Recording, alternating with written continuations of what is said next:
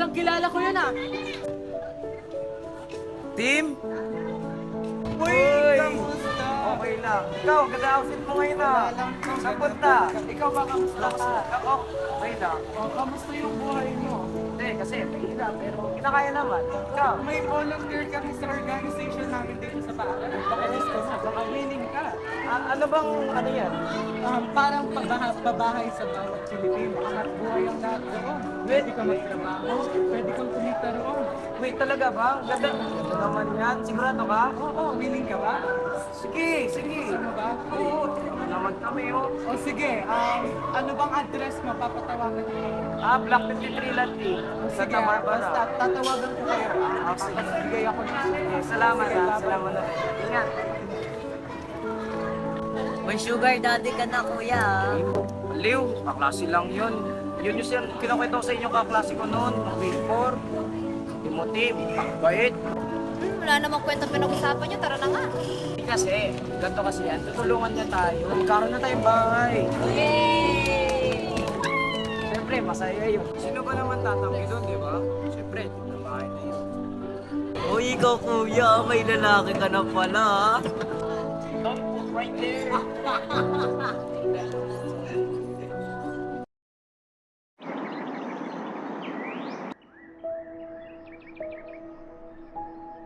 Seryoso? Bibigyan niyo to sa amin?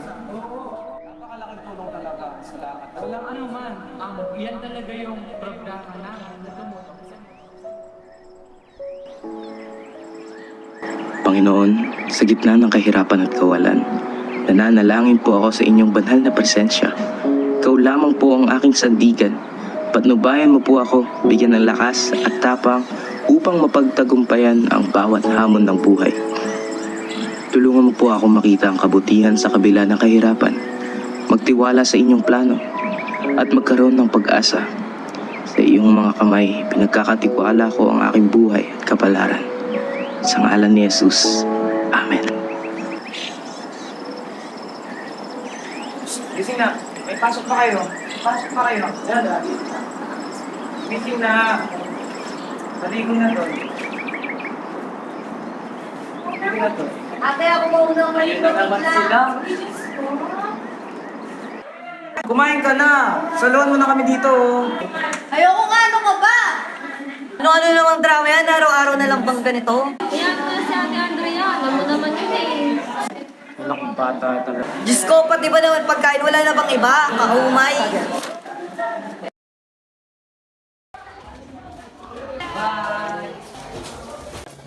Uy, tingnan niyo, kaya palang bawal makakit ka basura. Oo nga, parang may naman na. Kaya palang nainit niya, takot na takot ka na dahil sa baso niya. Hindi ang suot mo, mukha kang pulubi. Bakit nandito? Huwag ka nang mag-aral, mukhang di ka naman nagpapagod sa paaralan na to. Alam mo ba, ikaw yung dahilan kung bakit mayroon ko kami yun. Hindi ka naging pasan. Baka mas maayos ang buhay ko. Wala akong pakialam!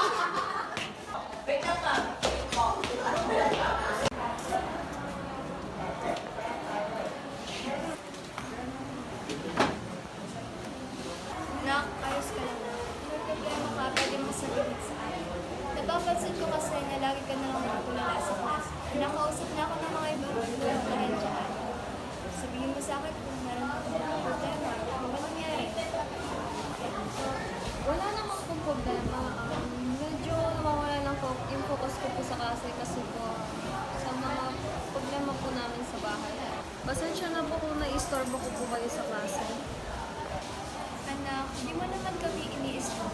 Responsibilidad namin bilang guro ang alamin ang problema. Kaya sabihin mo anak, ano talaga ang problema mo? Mawawala rin naman po itong mga problema ko. Wala na po kayong kailangan gawin po. Siguradong ayos ka lang ha? Siya, oras na. Ano na ako ha? Mag-ingat ka.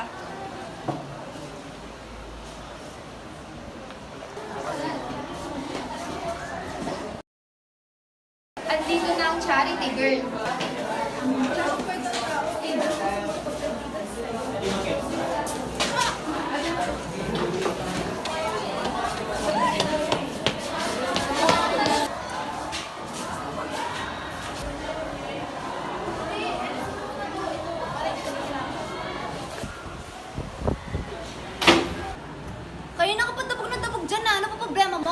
ate? Gusto mo ba talaga malaman? Aba, bastos ka! Hindi mo na ako ginalang ah. Paggalang? Paggalang ate, sana in-apply mo muna yan bago mo sabihin sa akin. Alam mo ba gano'ng kasakit sa akin na malaman ko na sinabi mo sa kaibigan mo na pabigat ako sa pamilyang to? Bakit pa ako nag-aaral? Hindi sana nagtrabaho na lang ako. Ang dami mong alam, kailan ko sinabi yan? Sige, paniwala mo ibang tao kaysa sarili mong kadugo. Alam mo ate, sa lahat ng tao, ikaw pa talaga. Ikaw na tao pinagkatiwalaan ko sa mga bagay na uunawa sa sitwasyon natin.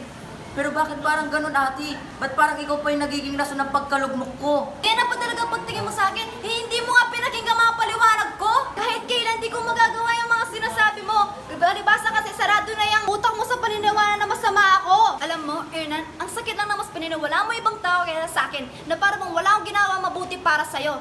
Di ko napipilitin na paniwala mo ako kasi sarado na ang puso at utak mo. Pero ang sakit lang din eh. Tinuturing mo na parang hindi mo ako kilala. Sa inaasta mo na parang totoo nga yung mga pinagsasabi mo. Bakit pa ako nag-aaral? Hindi sana nagtrabaho na lang ako. Sa akin lang nga, kahit tinuturing mo ako na parang hindi mo ako kilala. Na inaasta mo na parang o mga sinasabi nila sa'yo. Ikaw, isa ka pa. Ako po ate. Pati ba naman siya ate? Dinadamay mo? Ika ate, bakit parang kasalanan ko? Manihimik ka nga dyan. Alam mo, parehas kayo ng kuya mo. Kung hindi sa inyo, sana hindi tayo naghihirap ngayon. Para-paraw lang kayo, mga walang kwenta. Ang kwenta? Tinatanong niyo ba kung okay lang ba ako? Hindi, di ba? Hindi niyo nga alam kung anong pinagdadaanan ko? Galing mo din eh, no? Bakit nahiya ka? Natatawa ka? Kinakatawanan ka? Bakit yung trabaho ko? Bakit nahiya ako? Nagubad ako sa ibang tao para lang sa'yo, para lang sa inyo. Tapos ikaw mahihiya ka sa simpleng bagay? Bakit yung kapangalan ko lang pa iniisip ko? Hindi! Nagpakalukmuk ako doon, nagsisant ako, umiinom ako palagi para lang sa inyo. Tapos ikaw nabubuli ka lang. Bakit ako di ko naranasan yan? Yung bata ako, hindi, di ba? So sa tingin mo, natutuwa ako na ginaganyan ka nila? Kaya huwag mong isipin na sarili mo lang iniisip mo. Sarili mo. Ate, kung inaalala mo yung kapakanan namin, hindi mo masasabi ang lahat ng yan. Hindi mo masasabi yung mga bagay na makakapagpasakit ang loob namin. Ngayon sabihin mo sa amin, kapakanan mo ba ang iniisip mo o sa amin? Alam mo ikaw, kung hindi kayo pinanganak, sana hindi tayo nagkaganto. Hoy, di ba napagkasunduan na natin yan? Tumigil nga kayo. Huwag ka maniwala sa kanila ha. Huwag ka makinig. Alam nyo ba na hindi ko alam na kung sinisisi niyo sa pagkamatay ni Mama? Sige na, lagi naman ako eh. Ito kasi yan. Tama na kuya, ayoko na makarinig ng mga kasinungalingan ninyo. Uy, Andrea. Uy, Erlan.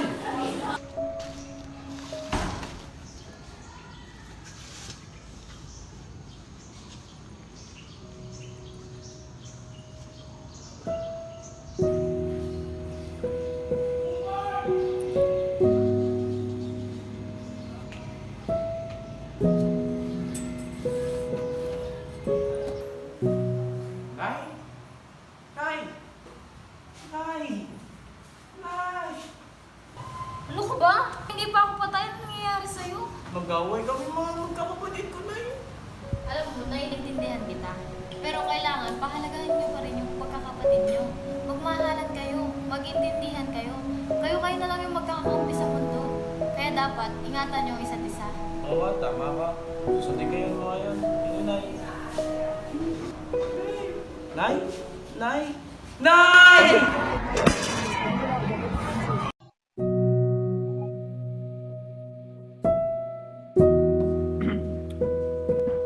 Uy, kababata! Kamusta? May nag-o-offer ng job sa ibang bansa, baka gusto mo? Ganda balita naman yan. Kaso, kailangan ko tumanggi eh. O bakit naman? Bas malay mo makakahanap buhay ka doon. Tama ka naman, kaso, di ba? Gusto ko naman makatulong sa bansa natin. O sige, maghahanap na lang ako ng iba. Bahala na.